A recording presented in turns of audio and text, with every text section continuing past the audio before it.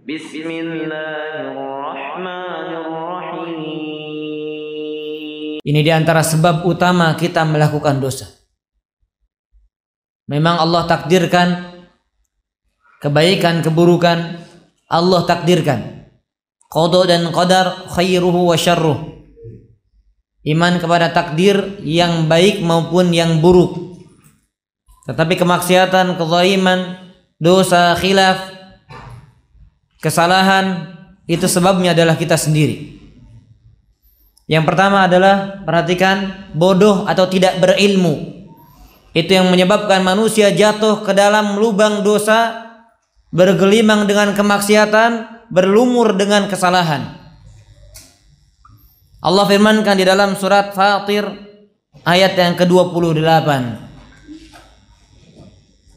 Lihat tadi Nabi Musa dan Nabi Harun ketika mereka menyampaikan curhat kepada Allah Subhanahu wa taala bahwasanya mereka takut, khawatir dapat siksaan, dapat kezaliman dari Fir'aun, Allah menjawab, la takhafa, jangan kamu takut, inni ma'akuma asma'u wa ara, aku bersama keduanya, bersama kalian berdua, aku mendengar dan aku melihat.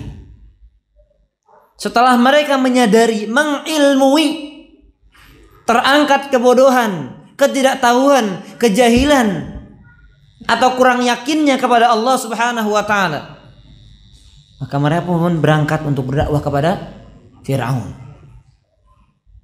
Dan begitu pula dengan kita, ikhwan dan akhwat. Ketika kebodohan, kejahilan, ketidaktahuan terangkat dari diri kita, yang kita namakan ketika kita tahu, berilmu tentang buruknya dosa, maka kita pun akan berangkat meninggalkan kemaksiatan. Kita akan segera berlari dari kesalahan, berlari dari dosa dan kemaksiatan. Allah katakan, ayatnya simpel, ayatnya sering kita baca, tapi harus kita pahami bersama. Allah Subhanahu wa taala berfirman, Innama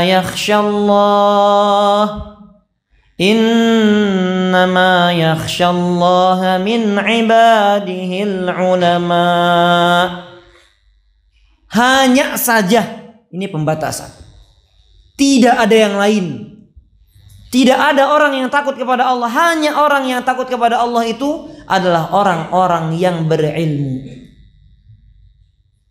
orang-orang yang tahu hakikat Allah Subhanahu wa ta'ala, menyadari tentang nama dan sifat-sifat Allah, perbuatan-perbuatan Allah, bagaimana Allah melihat, mendengar, menyaksikan apa yang kita perbuat, apa yang kita ucapkan. Nah, ini kebodohan. Ustadz, saya tahu kok Allah maha melihat, Allah maha mendengar, tapi kenapa kita terjerumus lagi? Kenapa antum, kenapa saya terjerumus lagi? Karena kita berarti bodoh akan nama Allah tersebut. Sekedar pada lisan, sekedar keyakinan yang begitu sedikit, begitu lemah, sehingga kita masih terus terjerumus ke dalam dosa dan kemaksiatan. Seandainya kita sebagaimana Nabi Musa dan Nabi Harun, ketika Allah katakan inni asma'u wa ara, sesungguhnya aku mendengar dan juga melihat, dan mereka yakin, mereka terus berangkat menjalankan apa yang Allah perintahkan, tidak lagi khawatir, tidak lagi takut. Ustaz, hawa nafsu, memang itu hawa nafsu, memang hawa nafsu sudah Allah fitrahkan kepada kita, ada kita. Tapi yang menyebabkan kenapa kita mengikuti, mengekor hawa nafsu kita, sehingga kita ikuti syahwat, terjerumus akhirnya ke dalam lubang maksiat, itulah karena kebodohan kita tentang Allah. Seandainya kita menyadari ketika kita menutup pintu, berusaha menghindar dari manusia, berusaha menutupi, tetapi Allah Subhanahu wa ta'ala maha melihat, maha mendengar. Allah Subhanahu wa ta'ala juga punya malaikat yang mencatat, yang hadir, yang senantiasa mengawasi, Allah tugaskan kepada mereka. Maka kita pun tidak berani bermaksiat kepada Allah sekalipun tidak ada yang melihat, karena Dia tidak bisa mengatakan saya tidak ada yang melihat, tetapi katakanlah saya sedang disaksikan Allah dan para malaikatnya. Ini yang pertama. Yang kedua, jadi ini menjawab pertanyaan orang-orang yang, Ustaz, saya ini sudah menjadi pecandu kemaksiatan. Ya, sama dengan saya, sama dengan kita semuanya. Kita ini pecandu dosa, kita ini pecandu kemaksiatan, Kita ini orang yang selalu salah dan salah dan salah. Nah, inilah jawabannya. Kalau bertanya lagi, ingat dengan jawaban ini. Yang kedua, tidak menghormati atau mengagungkan Allah Subhanahu wa taala dengan semestinya. Nah, ini. Tidak menghormati Allah dan tidak mengagungkan Allah dengan semestinya. Artinya apa? Seandainya kita mengagungkan Allah, seandainya kita menghormati Allah dengan sebenar-benar pengagungan dan penghormatan, demi Allah tidak bisa kita berani dan tidak kita berani untuk bermaksiat kepada Allah Subhanahu wa taala. Membuat Allah Subhanahu wa taala murka kepada kita. Allah Subhanahu wa taala firmankan di dalam surat Az-Zumar ayat 67. Ya. Kenapa orang-orang musyrik terjerumus ke dalam kesyirikan? Yang jelas ini dosa besar. Dosa paling besar, dosa terbesar itu kesyirikan. Kita mungkin kalau tidak syirik, kita terjerumus ke dalam dosa besar yang lainnya, atau dosa-dosa kecil yang kita anggap sepele, yang kita remehkan sehingga dosa tersebut menjadi dosa besar. Al-Imam Adz-Dzahabi pernah mengatakan, perhatikan, la kabirata ma'al istighfar wala saghirata ma'al istimrar. Demi Allah, tidak lagi dikatakan dosa besar ketika kita beristighfar. Maknanya apa? Ketika kita melakukan sebesar apapun dosa kita. Bukankah para sahabat dulunya kafir? Bukankah para sahabat dulunya menyekutukan Allah? Bukannya para sahabat ada yang berzina? Bukannya para sahabat ada yang mencuri, membangkang, bahkan mendustakan Rasulnya Muhammad Sallallahu Alaihi Wasallam, melukai, menjadi orang yang pertama kali memerangi beliau Sallallahu Alaihi Wasallam. Kemudian Allah berikan hidayah. Mereka mencari, mereka berjuang. Semua dosa-dosa besar yang mereka lakukan terhapuskan di mata Allah, di hadapan Allah Subhanahu wa taala. Terhapuskan kenapa? Karena mereka beristighfar kepada Allah dengan sebenar-benar istighfar. Karena mereka kembali dan taubat kepada Allah dengan sebenar-benar taubat. Maka kita yang terus-menerus kita melakukan dosa besar, kalau kita beristighfar, kalau kita bertaubat, dosa tersebut akan terhapuskan di hadapan Allah. Rasul mengatakan at-taibu minadz dzanbi kama la dzanba lahu. Orang yang bertaubat dari satu dosa, orang yang bertaubat dari sebuah dosa, seolah-olah dia tidak punya dosa tersebut. Ustaz, bukannya malaikat mencatat? Ya, bisa jadi Allah Subhanahu wa taala hapuskan. Allah catatkan dan akan diperlihatkan, wahai fulan, lihatlah, dosamu begitu penuh, tetapi aku berikan hidayah kepadamu, aku hapuskan dan aku tidak sebarkan ketika engkau hidup di dunia. Aku tutup ketika engkau ada di dunia, dan pada hari ini aku ampuni dosa-dosamu seluruhnya. Mudah-mudahan kita termasuk orang tersebut yang Allah panggil. Di dunia ditutup aibnya, diampuni dosa-dosanya. Di akhirat pun Allah Subhanahu wa taala tidak membuat kita malu,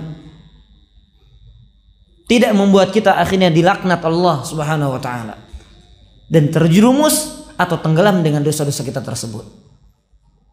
Wala saghirata ma'al istimrar. Dan ingat ikhwan, sekecil apapun dosa, kalau diremehkan dan terus dilakukan, maka sedikit-sedikit lama-lama menjadi bukit. Tidak ada dosa kecil kalau dosa kecil tersebut diremehkan dan terus dilakukan, istimrar. Al-musir alal ma'asi, orang yang terus terjerumus dalam dosa. Sebagaimana kita melihat yang haram itu, melihat itu bukan dosa besar. Tapi kalau kita remehkan, kita nikmati, kita lezati, dikira Allah nggak melihat, dikira Allah nggak mencatat, dikira Allah Subhanahu wa taala tidak menyaksikan dia, dikira tidak akan ada azab dari apa yang dia lakukan. Sekalipun itu dosa kecil, dia menikmatinya. Subhanallah, tanpa rasa malu. Bahkan mungkin mengajak orang lain, lihat fulan, lihat betapa cantiknya wanita ini, lihat betapa tampannya pria ini. Dengan bangganya melakukan itu semuanya, dengan bangganya mengucapkan itu semuanya.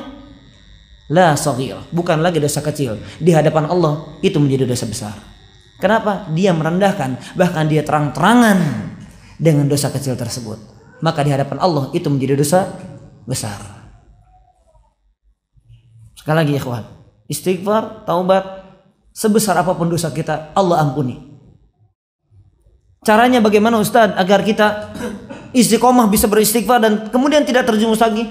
Kalau kita memang terus terjerumus dalam dosa yang sama, saya pernah wasiatkan sebagaimana pernah saya lakukan itu. Saya bersumpah, saya meninggalkan satu dosa besar, satu dosa yang banyak dilakukan masyarakat. Saya bersumpah, ya Allah, kalau saya melakukan dosa itu, lebih baik saya mati saat itu juga. Alhamdulillah sampai saat ini tidak berani lagi. Kenapa? Karena memang la yatamanna ahadukum al-maut. Jangan kamu berharap meminta kepada Allah kematian. Tetapi kalau memang sudah fitnah diri kita ini, khawatir lembaran kehidupan kita ternyata penuh dengan kemaksiatan, penuh dengan fitnah, jatuh lagi, sehingga kita panjang usia tapi menjadi seburuk-buruk manusia. Karena Rasul mengatakan syarrun nas, seburuk-buruk manusia, man tala umruhu, orang yang panjang usianya, wasa'a amaluhu, tapi buruk perbuatannya. Itu seburuk-buruk manusia, kehidupannya penuh dengan maksiat. Maka saat itu boleh kita meminta kepada Allah, ya Allah, in kanal maut khairun li, ya Allah, seandainya kematian itu lebih baik untukku, fa amitni, maka matikanlah aku ya Allah. Aku khawatir adab itu terlanjur terus bertambah. Wa in kanatil hayat khairan li fa ahyini. Tetapi kalau seandainya hidup baik bagiku wahai Allah, menurut Engkau wahai Allah, maka hidupkan aku terus. Barangkali aku bertaubat, barangkali aku beristighfar. Ya kawan, silahkan antum boleh minta mati ketika antum tidak lagi sanggup dengan kemaksiatan yang terus bertambah. Tapi ingat, bukan langsung minta, ya Allah matikan saya, tidak. Minta sama Allah, ya Allah, jika terbaik aku mati, maka matikanlah. Ya tentunya matikan aku dalam keadaan baik, sedang bertobat, sedang beristighfar, daripada aku terus bertambah usiaku, lembaran-lembaran hari, lembaran-lembaran kehidupan, tetapi ternyata aku semakin dimurkai oleh Engkau ya Allah. Ya kawan, ya, kalau sekali lagi tidak bisa, maka katakan seperti itu. Ya Allah, seandainya saya terjerumus ke dalam dosa itu lagi, lebih baik aku mati. Atau ancaman apapun. Ya, walaupun memang ada sebagian ulama mengatakan nazar, ya, kalau nazar dalam hal ini boleh. Yufuna bin nadri. Mereka menunaikan nadar-nadar mereka, janji-janji mereka. Nah, kalau nadar, ya Allah, kalau saya sukses maka saya akan bersedekah, itu tidak boleh. Sebagian ulama mengharamkan, ada yang memakruhkan. Ya jangan antum ketika, ya Allah, kalau saya sukses, kalau begini saya akan mengeluarkan ini bersedekah, saya akan ini, itu makruh, haram. Kenapa? Karena yustakhraju minal bakhil. Nadar tersebut keluar dari mulut-mulut orang yang pelit. Kenapa dia mau bersedekah ketika Allah tunaikan apa yang dia inginkan? Sedekah ya sedekah. Sempit, luas, lapang, dia tetap mengeluarkan. Itulah orang-orang beriman, percaya dengan apa yang Allah janjikan. Sekalipun tidak dapatkan di dunia, akhirat menanti insyaallah. Baik.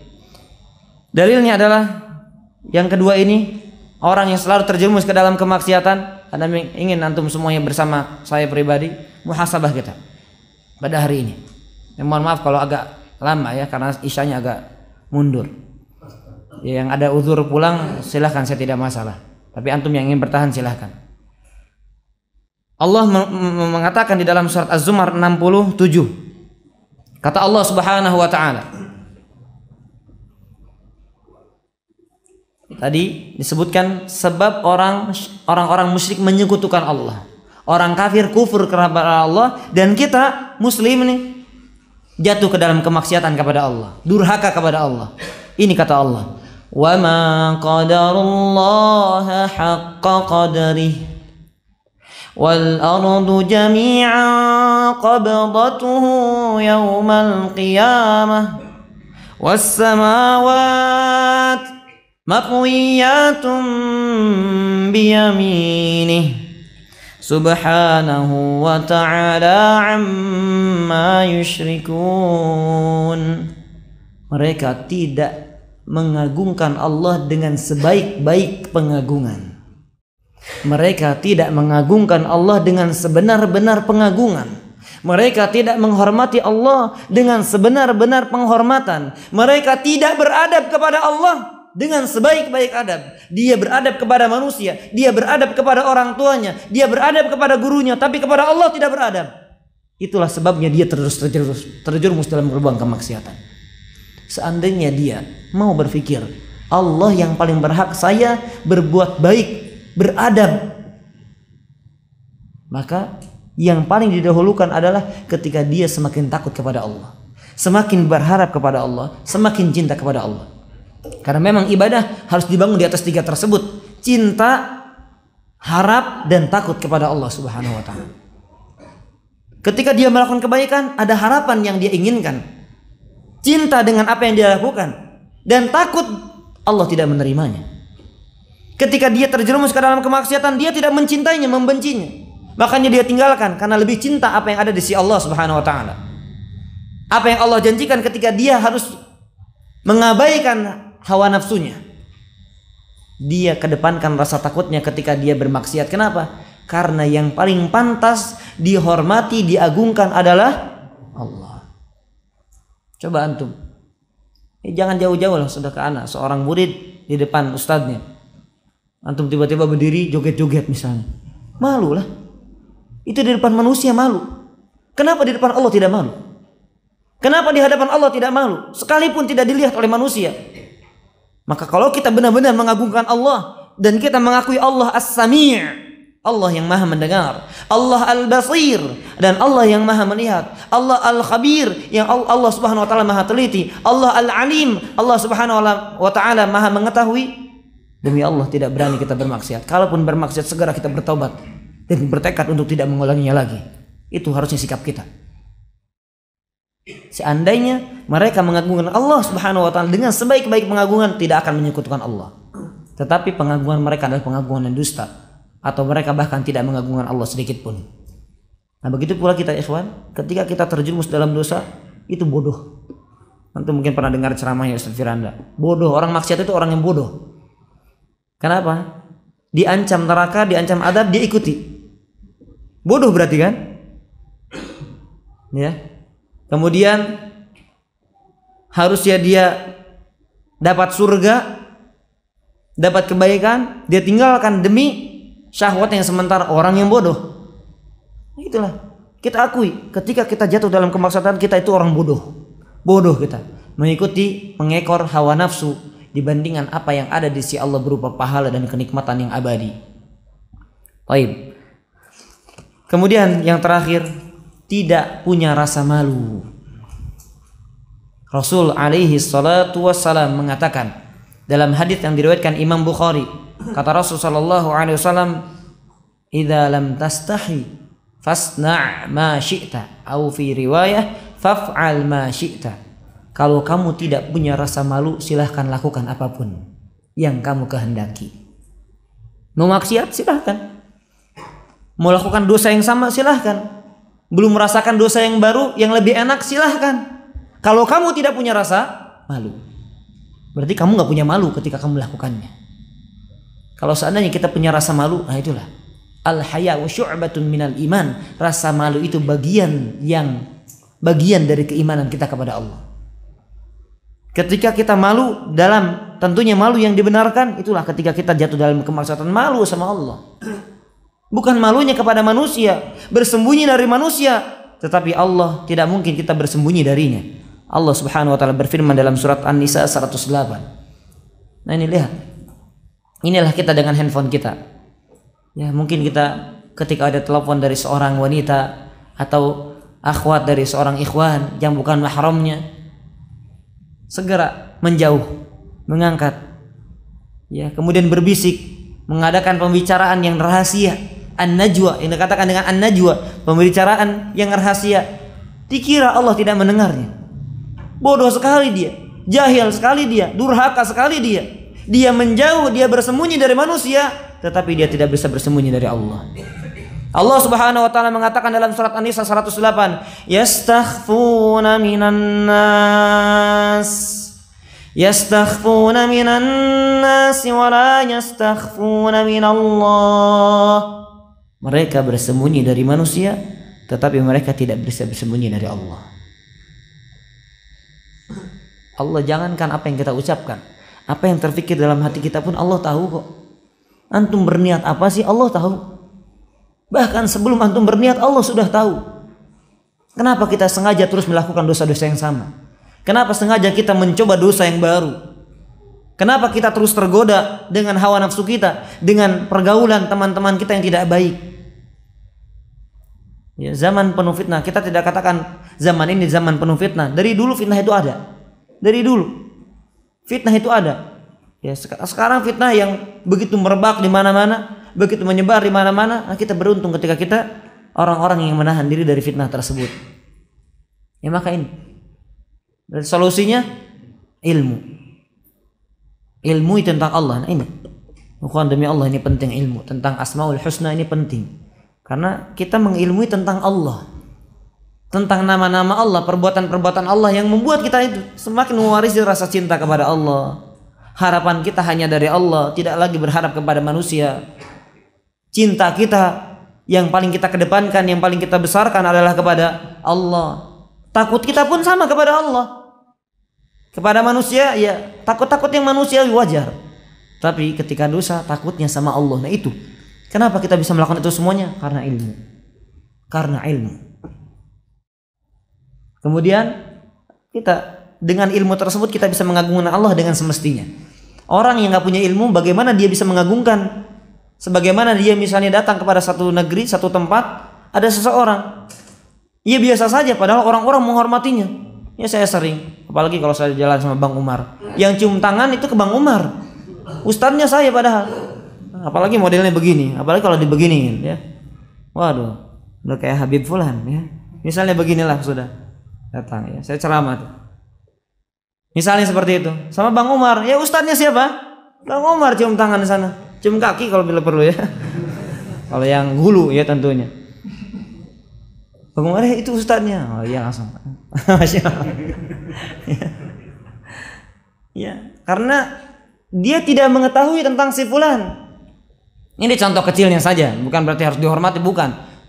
Contoh kecilnya saja. Kenapa? Ketika seorang tidak tahu, dia tidak bisa menghormati dengan semestinya.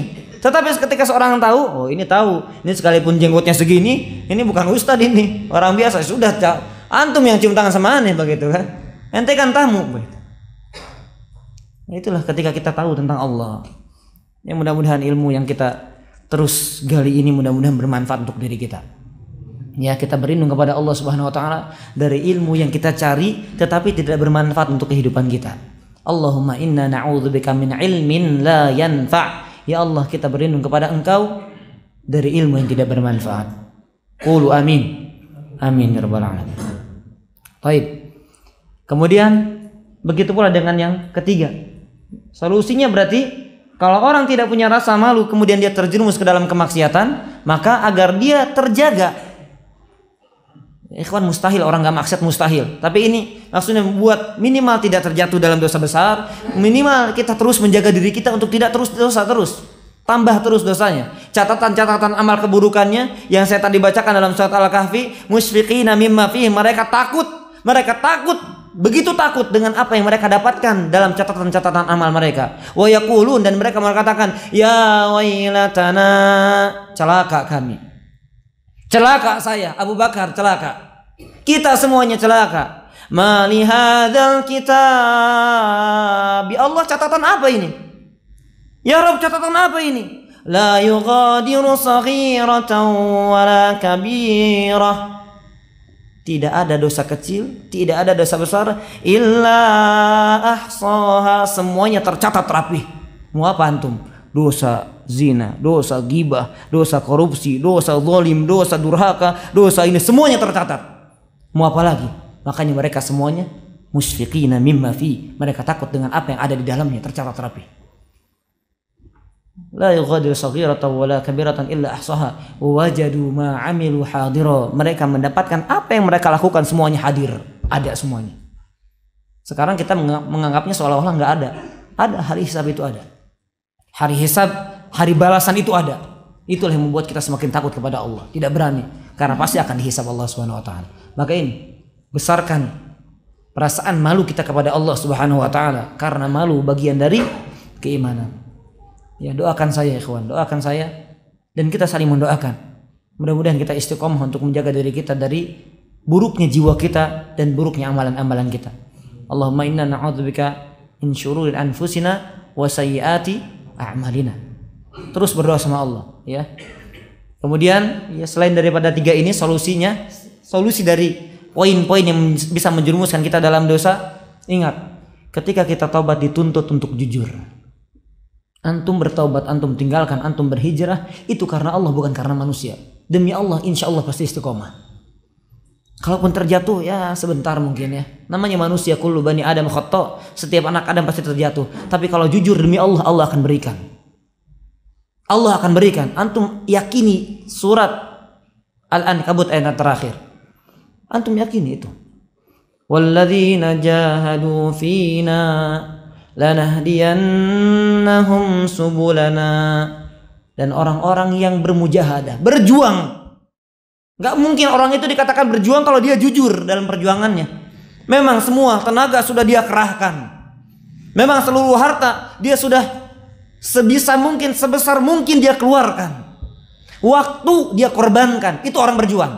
Walladzina jahadu fina, orang-orang yang berjuang mencari apa yang ada di sisi kami, lanahdiyannahum subulana, kami pasti tunjukkan. Orang yang bertaubat kembali kepada ayat ini. Siapa yang bertaubat, kami akan tunjukkan jalan taubat. Siapa yang ingin mencari rizki, kami tunjukkan pintu rizki. Apalagi nggak percaya sama Allah. Al-Ankabut, lanahdiyannahum, Allah sebutkan dengan 2 takkid. Sungguh pasti kami akan tunjukkan jalannya.